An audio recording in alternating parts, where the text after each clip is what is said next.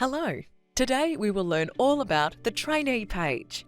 In this video, we'll cover the filters that are available, how to verify documents, the dashboard, and how to add a course to an existing inductee. Let's begin.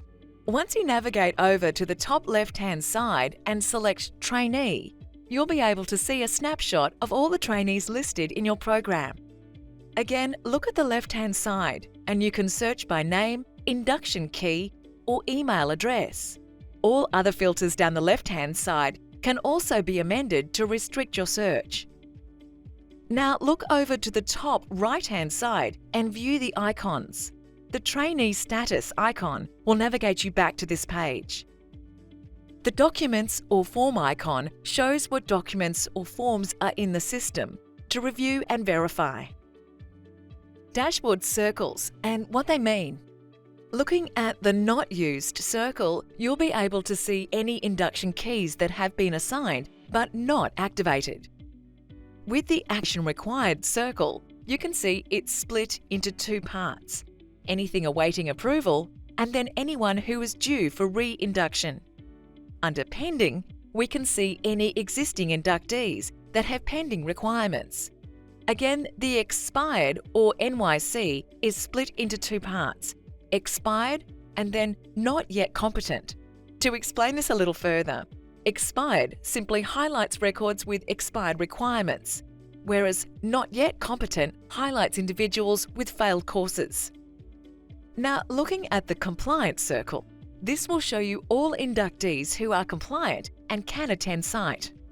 Finally, looking at the Communications circle, we can see anything that's outstanding that has been assigned by your Notifications feature. Now let's look at how to verify documents. Now, if you click on the Documents or Forms icon, which is sitting on the right-hand side, this will clearly show you what is requiring verification. For example, a driver's license that needs verification. Simply clicking on the document name will bring up the license, so you can now review and verify or reject the document. Finally, let's look at how to add a course to an existing inductee. For this example, I will select Will Jones. I click on his name and I can now see his trainee details. Scrolling down, we can see what courses have been allocated to Will and which ones have been completed.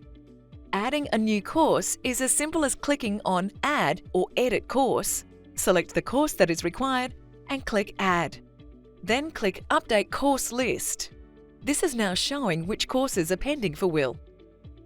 And that is all for today. Now you have seen how to navigate to the Trainee page, review inductees, verify documents, and add additional courses to an inductee's profile. Thank you for joining us today. With our real-time 24/7 dashboard, you can enjoy the assurance of knowing the compliance status of every employee or contractor through live dashboards and reports on your desktop or mobile device. Click to subscribe to our channel and visit Rapid Support Centre for more helpful tutorials and guides.